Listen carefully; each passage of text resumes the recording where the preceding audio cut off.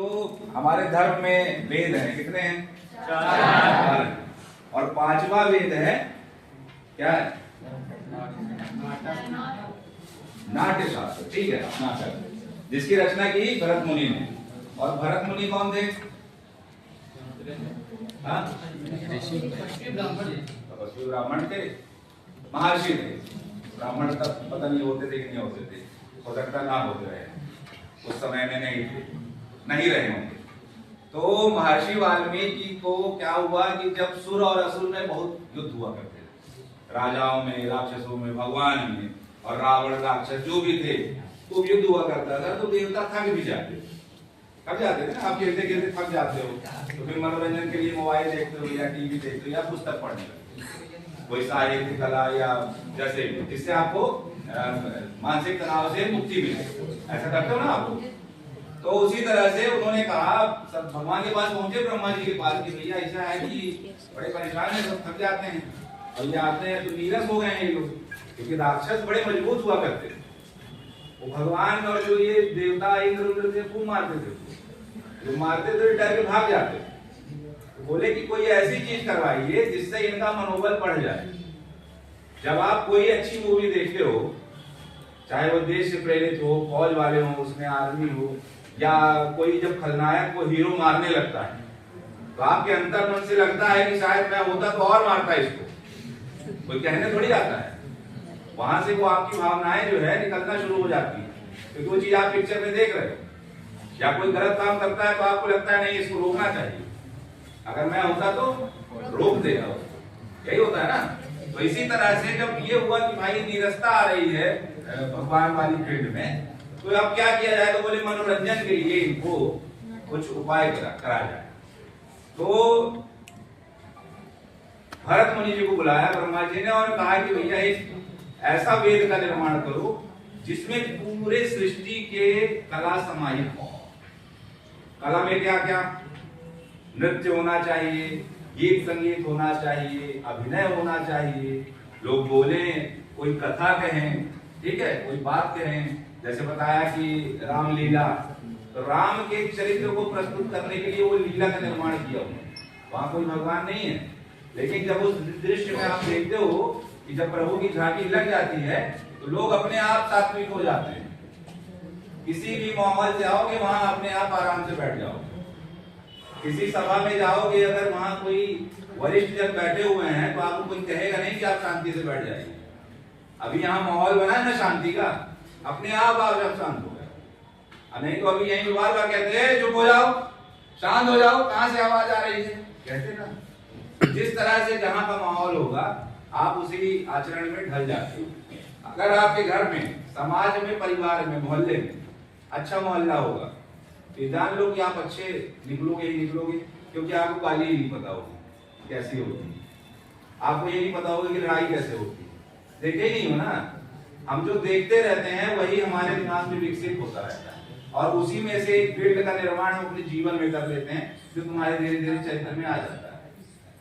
आपके अगर बड़े बुजुर्ग या आपका बड़ा भाई, बड़ी बहन, अगर वो अच्छा पढ़ने में है तो आपको छोटे वाले को कोई नहीं कहेगा कि पढ़ो, वो अपने आप वो कंपटीशन में पढ़ना शुरू कर देगा कि अगर दीदी का इतना नंबर आ रहा है तो मैं भी इतना पढ़ूंगा कि उससे आगे पीछे हो जाऊं, नजदीक में रहूं, होता है ना ये।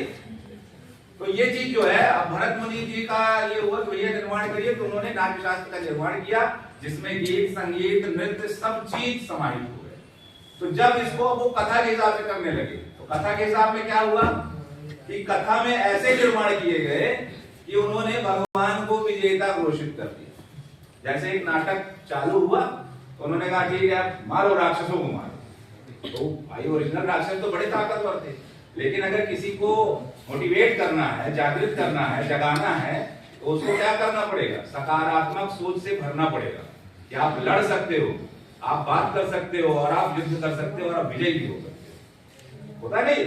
तो जब इस तरह के नाटक प्रस्तुत होने लगे तो जो लोग हार चुके थे, जो डर के भाग रहे थे, अरे तो वो मारते हैं, तो सब एकजुट होने लगे। और जब सब एकजुट होने लगे तो सीधे पीछे इधर उधर भाग जाते थे, छिप जाते थे डर तुम्हारे, वो सब इकट्ठे हो गए। तो वही हुआ कि भगवान विजेता हो जाते थे, इंद्र का जो राज्य था वो सुरक्षित हो जाता था, और राक्षस डर से भाग जाते थे। क्योंकि एकता हो गई सब। तो वो जोड़ने का काम किसने किया? रंगमंच ने। अगर नहीं होता, अब मैं आपको यहाँ पे ये बातें बता रहा हूँ, हो सकता है इसमें से कुछ बातें आपके जीवन पर्यंत आपके दिमाग में रहे। एक सर आए थे और उन्होंने ऐसे ऐसे बताया, किसी भी चीज के लिए क्रोध नहीं करना चाहिए। कभी भी अपने पेरेंट्स से ये नहीं कहना चाहिए कि मुझे ये चीज नहीं मिली है तो मैं पढ़ाई नहीं करूंगा, मुझे ये चीज नहीं मिली है तो मैं ऐसा काम नहीं करूंगा। क्योंकि ये जान लीजिए कि स्ट्रगल बहुत है। अभी आप बच्चे हो, हम भी कभी बच्चे थे, सर लोग भी कभी बच्चे रहे होंगे। हमारी मनोकामना और हमारी लालसा बहुत ज्यादा होती है, हमें लगता है कि सब हमें तुरंत प्राप्त हो जाए। लेकिन उस प्राप्ति के लिए आपकी सारी जरूरत की चीजों को पूरा करने में जो आपके अभिभावक होंगे, वो उस चीज के लिए कितना स्ट्रगल कर रहे होंगे, कितनी मेहनत कर रहे होंगे, ये वही जानते हैं। सारी बातें वो बच्चों को नहीं बताते हैं कि मैं किस मुसीबत से पैसे ला रहा हूँ, मैं कैसे आपका ये कपड़े का पूरा कर रहा हूँ, मैं बाइक कैसे आपको लेके आ रहा हूँ, दे रहा हूँ, मोबाइल कैसे दे रहा हूँ। कभी भी अपने पेरेंट्स को आप इतना मतलब हल्के में मत लीजिए। तो कह देते हैं अरे आपने तो हमारे लिए कुछ किया ही, अरे उन्होंने बहुत किया है, अगर नहीं करते तो आज हम यहाँ नहीं होते और आप भी यहाँ नहीं। हमें आप बताओ, अब गुरु जी जो होते हैं, हमारे शिक्षक जो होते हैं, हम जब तक पढ़ते हैं ना तब तक इनके महत्व को नहीं समझ पाते हैं।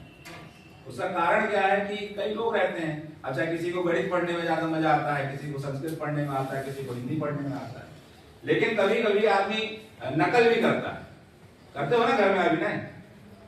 अभिनय करते भी नहीं करते हो भाई? कोई चीज, अब ये तो यहाँ भी बात निकल के आई, जब कोई जिद करते हो तो कोई कहने नहीं आता कि थोड़ा सा रोना है, थोड़ा मुंह फुला के बैठ जाना है, थोड़ा खाना वाना नहीं खाना है, तो पेरेंट्स सोचेंगे अरे हो गया चलो दे दो यार।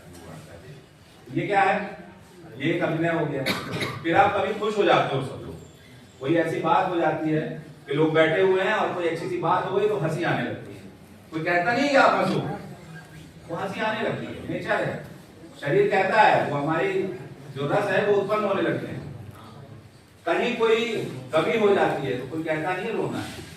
वो उस माहौल में जैसे ही आप पहुंचोगे ना, कितना भी शैतान बच्चा होगा वो शांत हो जाएगा, रोएगा, आंसू आएगा नहीं आएगा उसकी बात नहीं, लेकिन वो अपने आप जो है तो उसी रस में दुख और उसमें हो जाएगा करुण।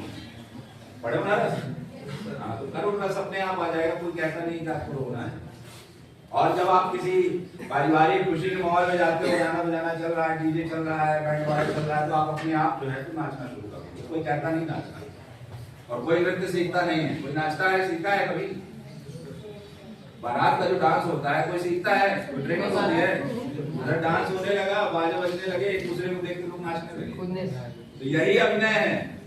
और जब हम इसे मंच पे लाते हैं तो उसको थोड़ा सा जो है हम सलीके से रख लेते हैं, है ना, जो कुहड़ता से दूर हो, जो पारिवारिक हो, जो समाज के लोग बैठ के देख सकें, उसमें कोई ऐसी अनर्गल बात ना हो जिससे किसी को हम दुखी कर सकें। किसी के जात को कभी गलत नहीं कहना चाहिए, किसी के धर्म को कभी गलत नहीं कहना चाहिए। तो ये सब चीजें हम क्या करते हैं मंच पे, जब उसको हम मंच पे लेके आते हैं तो हम उसे थोड़ा सा सुरक्षित कर लेते हैं। ठीक है? अब जैसे सर ने बताया, कल हमारा शो था भोपाल में आर्मी के ऊपर, तो जब हम आर्मी की ड्रेस पहन लेते हैं, जब हम उसको धारण कर लेते हैं, तो हम उस चरित्र में चले जाते हैं कि आर्मी मैन मतलब कि फिट फाट बॉडी बिल्डर, मतलब फिट रहेगा, वर्दी चुस्त है ना, कैप वैप लगी है, स्टार लगे हुए हैं और सारा सेटअप लगा हुआ है। तो हमें जो बैठना भी है तो हमें बैठने का तरीका भी आर्मी का रखते हैं। हम आर्मी वाले थोड़ी हैं, लेकिन चरित्र जी रहे थे हम। उस 1.5 घंटे के जो चरित्र जी रहे थे, उस 1.5 घंटे में हमें आर्मी का ही सेटअप लेके रखना।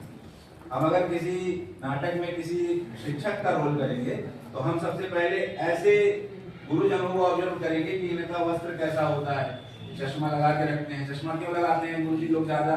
क्योंकि पढ़ते हैं, छोटे छोटे अक्षरों को पढ़ के आदमी शिक्षक बनता है।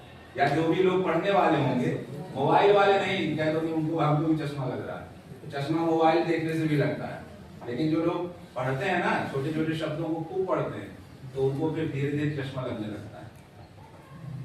तो ये हम ऑब्जर्व करेंगे कि अगर एक शिक्षक का चरित्र हमें निभाना है तो शिक्षक बैठेगा कैसे, खड़ा कैसे होता है, बात कैसे करता है बच्चों से, कभी प्रेम से भी बोलते हैं, कभी गुस्सा भी हो जाते हैं, है ना। तो क्या वो उस तरह के आदमी थोड़ी हैं, वो आम जीवन में बहुत अच्छे हैं, उनके भी बच्चे हैं, उनके भी परिवार के लोग हैं, है ना। तो सब जाते हैं तो खुशी से रहते हैं, फिर अपने सीनियर से भी मिलते हैं, वो लोग तो बहुत तनाव लेके आते हैं, लेकिन क्या सारा तनाव तुम लोगों के ऊपर थोपते हैं? नहीं, वो अपनी क्लास में आते हैं तो वही पढ़ाएंगे जो तुम्हारा बेसिक चीज है, जो तुम्हारे उसमें बेस में है, जो सिलेबस में है वही पढ़ाएंगे। ये नहीं कि वो तनाव में है तो पता नहीं क्या पढ़ा दिए, नहीं। वो अपने चरित्र का निर्माण यहाँ पे जब आएंगे तो वो शिक्षक के रूप में आएंगे। वो हर टाइम शिक्षक नहीं है। घर जाते हैं तो फिर वो अपने अभिभावक हैं, उनके भी बच्चे हैं, वो अपने हिसाब से रिश्तेदारी में जाते होंगे, तो बैठते होंगे, खाना पीना खाते होंगे, जो भी।